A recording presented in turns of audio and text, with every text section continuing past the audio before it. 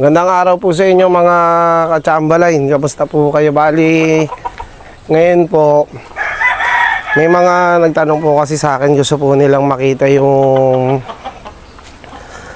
ilan sa mga binibreed ko po ngayon. Actually po, hindi pa po talaga ako nagbe-breed kasi mas prepare ko po talaga by December pa po. So may mga nakasalang naman po ako dito, ilan lang. Para po dun sa nagtanong, ipapakita ko po sa inyo para po makita po itong nagtanong sa atin. So yan mga katsambalain, tingnan nyo po. Bale, ito po yung trayo. Dalawang babae, isang lalaki po yung binibreed ko po ngayon. Katulad po nung na-share ko po nung last na live natin dito sa YouTube, nagpapalinis po ako ngayon na pagpupwestuhan po nila. So itong pwesto nila na to, dito ko po muna sila nilagay hanggang hindi pa po tapos yung paglilinis nung gagamitin natin pwesto para sa kanila. Yung bloodline po nila, ilalagay ko na lang po dun sa description box para po dun sa mga magtatanong, katsambalain, ano po linyada po niyang binibreed nyo.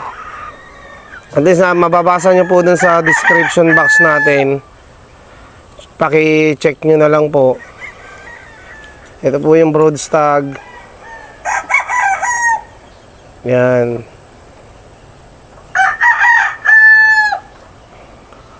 All yellow legs. Tapos yung dalawang babae, straight comb. P-comb naman po itong tandang. So ayan yung binibreed ko ngayon na medyo maaga.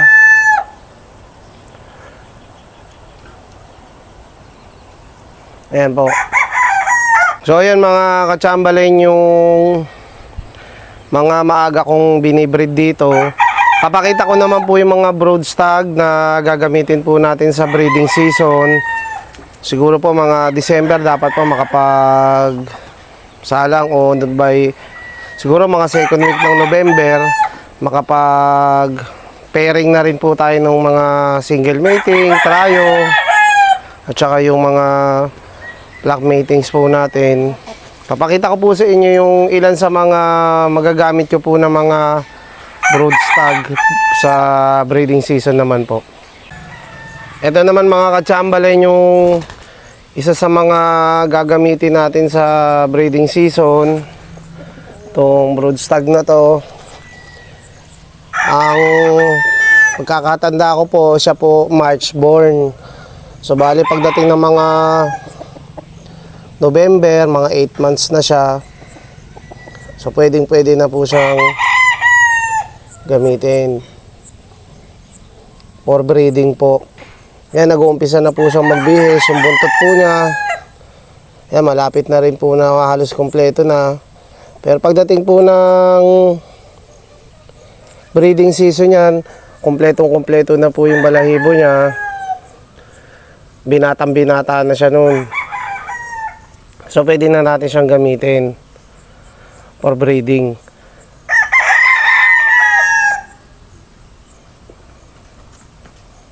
Ayan po. Ayan mga katsambalain, yung isa, syempre hindi po mawawala yung talisain natin. So papakita ko po sa inyo yung isang brood stag natin na talisain na gagamitin po natin ngayong breeding season. Ayan siya mga katsambalain.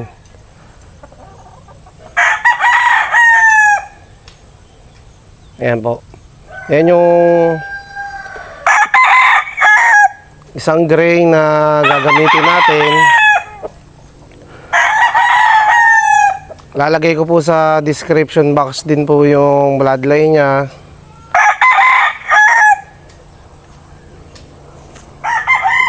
Ayan po siya. Siya po talaga yung magagamit natin ngayon sa mga gray.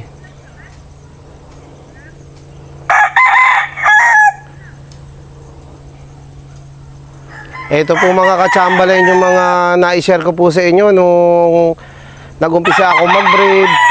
Tapos papisa na tayo ng mga itlog sa incubator. Tapos nilagay ko po sila sa brooder box.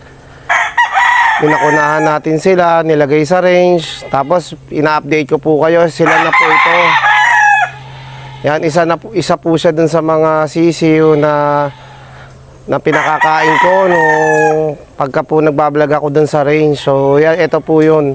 Isa po siya dun sa mga sisiw na nandun. Ayan po. Lumaki po siyang healthy.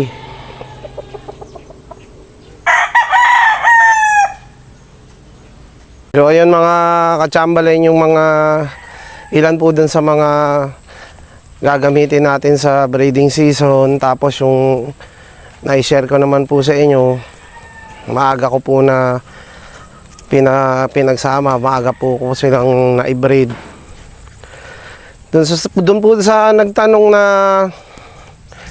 nag-share po siya na bakit daw po yung mga pullets po niya halos 1 buwan na raw po nakasalang doon o nakabreed, hindi pa raw po nag-iitlog. So sabi ko po, ako po kasi pagka po bago ko po gamitin yung pullets, hinahanda ko na po sila ng 6 months, pinapriming ko na po sila. Andyan po yung 2 beses natin po purgahin, 2 beses liliguan, tapos weekly na po yung pagbibigay ng vitamin B complex. Bukod po doon, pinaka-importante po doon yung pagbibigay natin sa kanila mga kachambalay ng breeding, yung breeder pellet po. So napaka-importante po noon habang kinukondisyon po natin sila, nire-ready po natin sila doon sa nire-ready po natin sila for breeding. Mainam po talaga na ihanda po muna natin sila at least mga 30 to 45 days. Bigyan po ng breeder pellet po yung mga pullets o yung mga dumalaga natin, 6 months old. So pagdating ng time na 30 to 45 days, mga 7 months o 7 months and a half na sila, matured na po yun, ready na po sila na yung ganyan edad, mag-iitlog na po yan. Bakit po daw hindi nag-iitlog pa? Siyempre po, alam naman po natin yung mga inahin, yung mga dumalaga o pullets, nagpopondo pa po yan, nagpopondo po yan sa loob nila. May mga maliliit po na itlog na siyempre hinihintay na mag-matured o lumaki dun sa loob nila. Once naman na ready na po nilang i-produce yan, yun na po, dire-diretso na po yung pangingitlog po ng mga pullets po natin. So, antay-antay lang po, iitlog at iitlog naman po yung mga yan, lalo na kung naka-breeder pellet at saka yung mga vitamins. Ito naman mga kachambalin, yung isa sa mga April born. Yan, so, ito, isa to sa mga kachambalin sa isasama ko sa raffle pagka nagpa-raffle po tayo. So itong April born na to, sasama po natin siya. Ayan po, kaya abangan nyo po mga kachamba line pagka naka 10,000 kachamba line subscriber na tayo, medyo malaki na po yung pamilya natin dito. Yan, ito po yung pangalawang raffle po natin. Ito po, isasama ko po ito. Ayan mga kachamalan, yung sample nung mapapasama dun sa paraffle natin. Tapos yung iba, ipapa-ready ko na po. I-set up ko po sila dito. Nasa ganyan din na pen. Tapos nakahilera po sila para po mas makita po ninyo, mas ma-view nyo po sila. So ganun lang po, lalo na sa nagtanong, ulitin ko lang po, iitlog at iitlog naman po yan ka-chamberlain. Hintay lang natin mag-mature yung mga nade-develop na itlog dun sa loob ng katawan nila. Once naman na ready na po yan, tuloy-tuloy na po yung pagpuproduce po nila ng itlog. So antay-antay lang po, huwag po tayo maiinip. Sigurado naman po na mag-iitlog po yan. Tapos po dun sa mga nagtanong, ano po bang multivitamins yung binibigay ko dito sa mga 6 months pataas natin. Actually po, pinaka multivitamins lang po na naibibigay ko sa kanila yung water soluble. Tapos yung pinaka maintenance po, yung injectable na vitamin B complex. Binibigyan ko lang po sila ng 0.5 cc every 15 days. Tapos po yung monthly deworming po natin, yun napaka-importante po nun. Yun lang po yung ginagawa ko. Sa mga nakabreed, vitamin B complex 0.5 cc once a week. Yun po yung ginagawa ko. Basta po kung tuwing Monday po hanggang sa buong panahon po ng pagbibreed, ganun po yung binibigay ko. Siyempre yung breeder pellet, lalo na sa mga babae. Tapos mga ka-chamberlain, yung isa pang tanong, kasi namamayat daw yung tandang niya habang nakabreed. Kasi sabi niya, ano daw po ba magandang gawin para hindi po pumapayat yung tandang, paano po ba i-maintain yung magandang katawan. Simple lang naman po, tuwing every time po na papakainin natin yung mga, halimbawa po yung pinakita ko kanina, tryo, yun po, yung tryo po na yun, yung dalawang babae, isang lalaki, every time ko po na pakakainin po sila, kinukuha ko po yung lalaki, nilalagay ko po siya dun sa 3x3, o kaya kinukulong ko po, binubukod ko po siya para po makakain po siya ng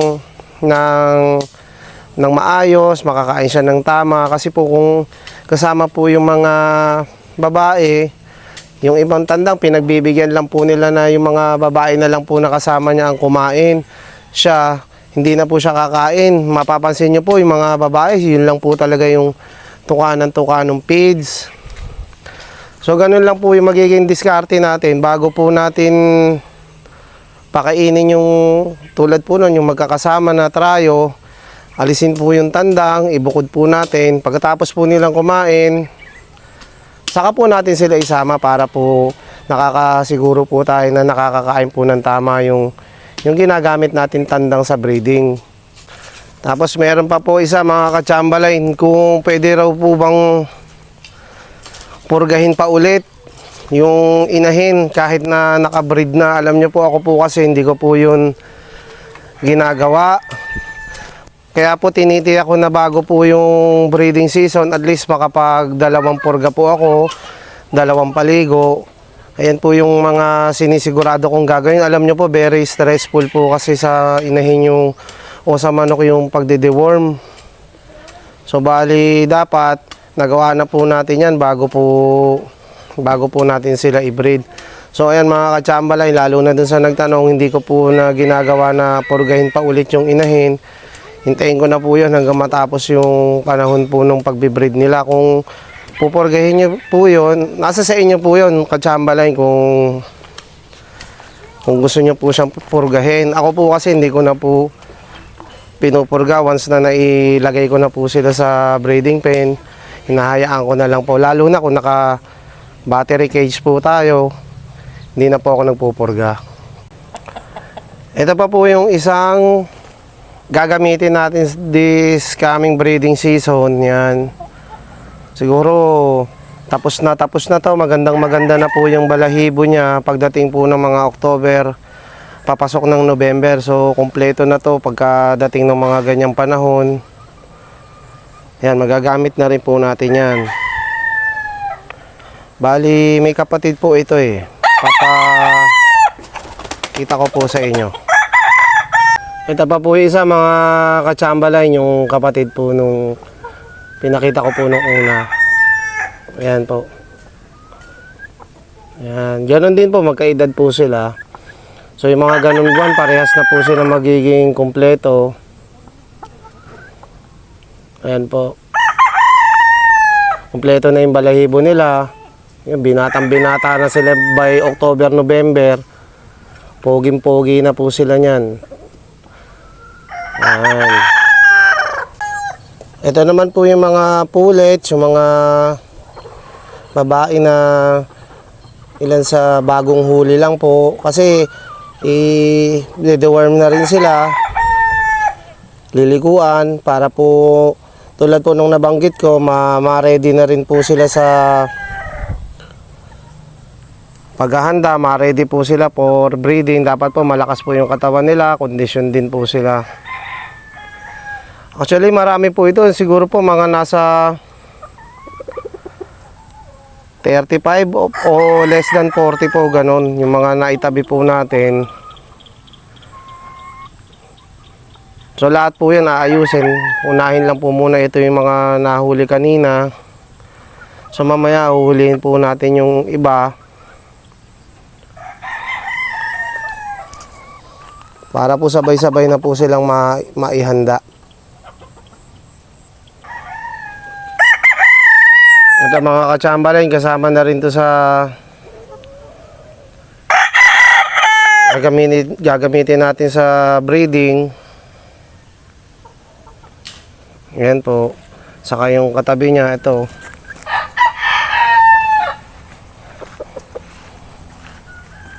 Ayan po. Mga gagamitin po natin sila sa breeding season.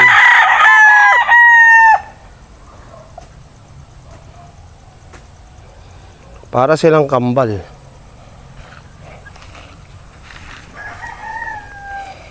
Ayan po. Parang kambal eh. Uniform breeding. Pare-parehas po yung kulay. Ayan po.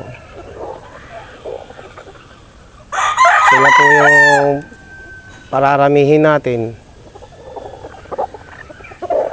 Ayan.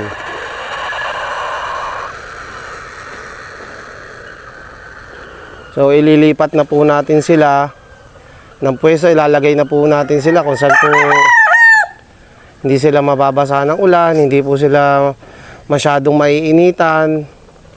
Yung presko po yung lugar na paglalagyan po natin sa kanila. Tamang-tama po, nag-aayos na po tayo dito, naglilinis tayong mabuti. Para po paglipat nila, wala na po tayong magiging alalahanin pa. Naiayos na po natin lahat.